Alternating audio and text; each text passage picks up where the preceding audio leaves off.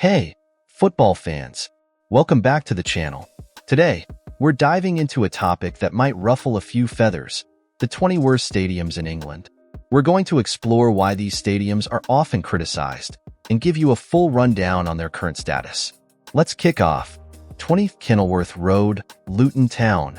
First up is Kenilworth Road, home to Luton Town. Built in 1905, this stadium is notorious for its cramped, outdated facilities. With a capacity of just over 10,000, it struggles to meet modern standards. The away fans' entrance, tucked between terraced houses, is a sight to behold, but not in a good way. Kenilworth Road feels like a relic of the past, desperately in need of a revamp.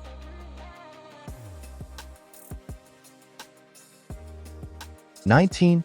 Roots Hall, Southend United. Next, we have Roots Hall, where Southend United plays.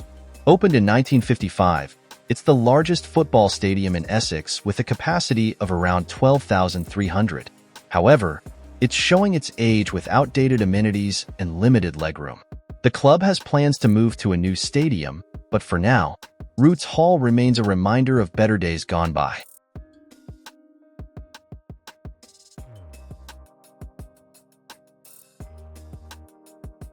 '18.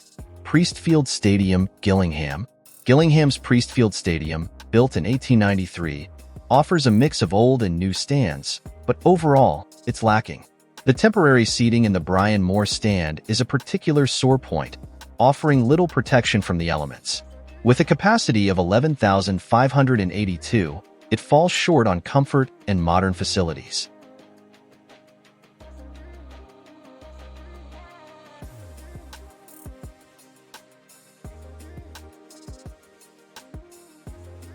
'17. Blundell Park, Grimsby Town. Blundell Park, home to Grimsby Town, dates back to 1899. It's one of the oldest stadiums still in use in England, and it shows. The wooden seating and antiquated facilities make for a less than ideal matchday experience. With a capacity of 9,031, it's far from the modern standards fans expect today.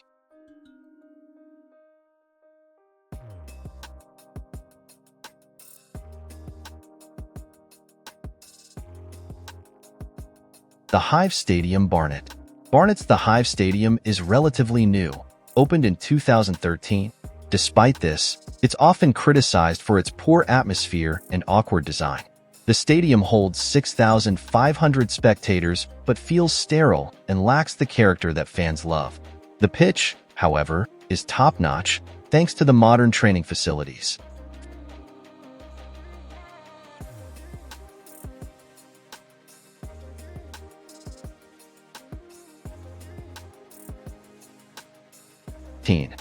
The Den, Millwall. Millwall's The Den, opened in 1993, seats 20,146. While it's not the oldest stadium, its location and reputation for a hostile atmosphere often put it on the list of least favorites. The area around the stadium hasn't seen much redevelopment, contributing to its gritty feel.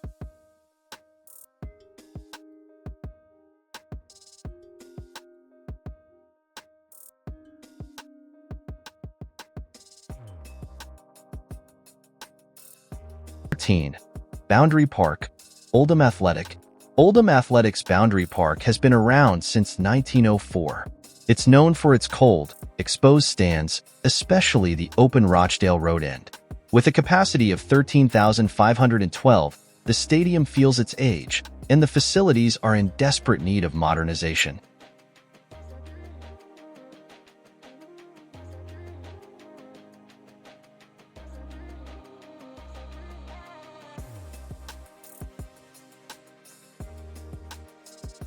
'13. Adams Park, Wycombe Wanderers.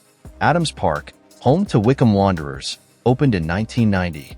With a capacity of 9,448, it's located on the outskirts of High Wycombe, making access a challenge. The stadium itself is basic, and fans often complain about the lack of amenities and the long trek to reach it.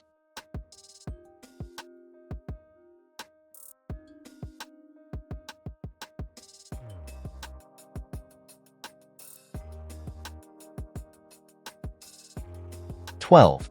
Valley Parade, Bradford City. Valley Parade, Bradford City's home since 1886, seats 25,136. Despite its size, the stadium has a somewhat dated feel. The 1985 fire tragedy still casts a long shadow, and while improvements have been made, it struggles with its identity and modernization.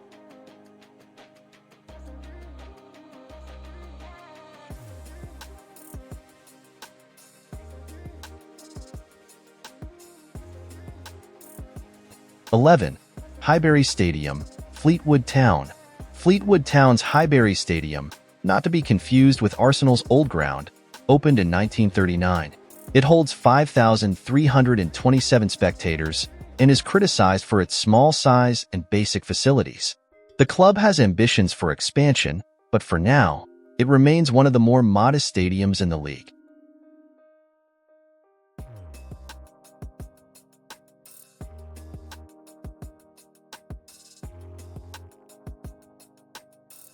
(10) Holker Street, Barrow.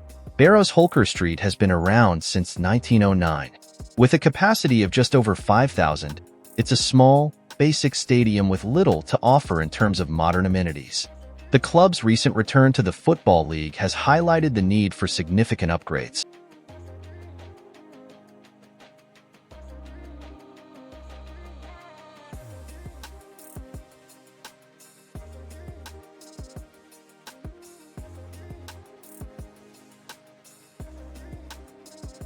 (9) Victoria Road, Dagenham and Redbridge.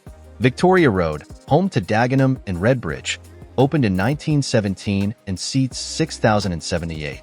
It's a compact ground with a grassroots feel but lacks the facilities that modern fans expect. The club's lower league status means it's often overlooked for investment.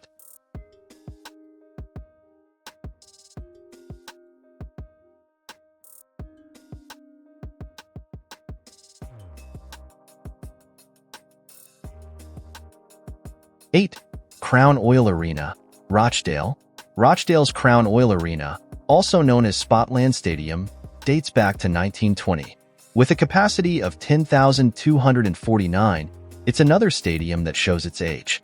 The wooden seats and basic amenities are a stark contrast to newer grounds, and it struggles to attract larger crowds.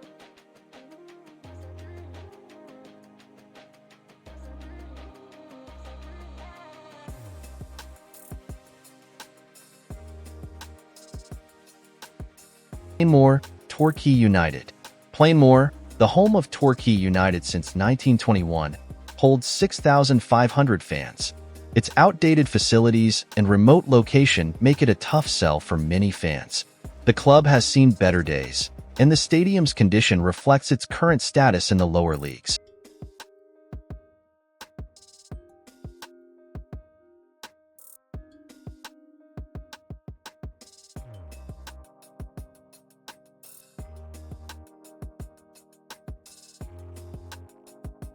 (6) Glanford Park, Scunthorpe United.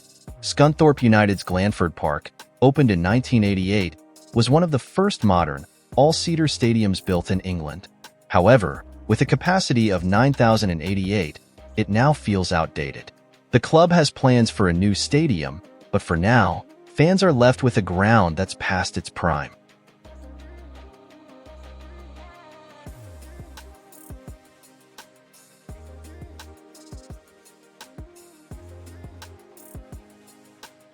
(5) Broadhall Way, Stevenage. Stevenage's Broadhall Way, also known as the Lamex Stadium, opened in 1961. It holds 6,722 and is criticized for its small size and lack of facilities. Despite some recent improvements, it remains a basic ground with limited appeal.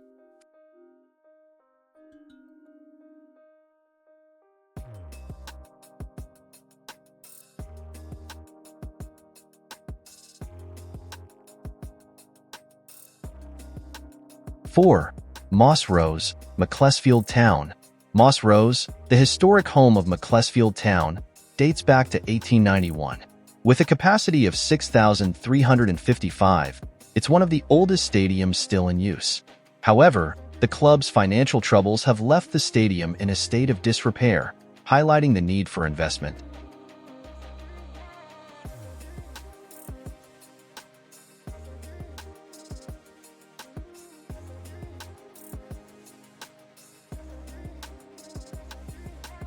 Three, York Road, Maidenhead United.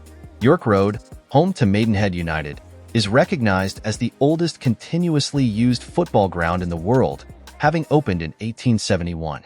It holds 4,500 spectators and, despite its historic status, is very basic, with limited amenities and facilities.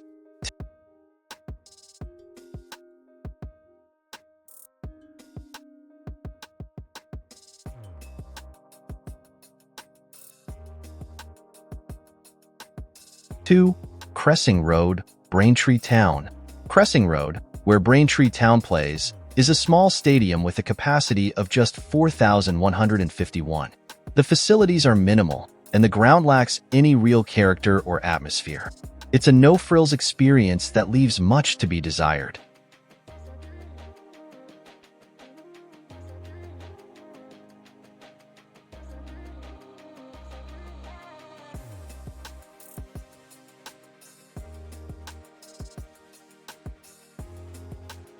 One, Bootham Crescent, York City. Finally, Bootham Crescent, former home of York City, was used from 1932 until 2020. With a capacity of 8,256, it was known for its outdated facilities and poor condition. The club has since moved to the modern LNER Community Stadium, but Bootham Crescent remains a reminder of less comfortable times.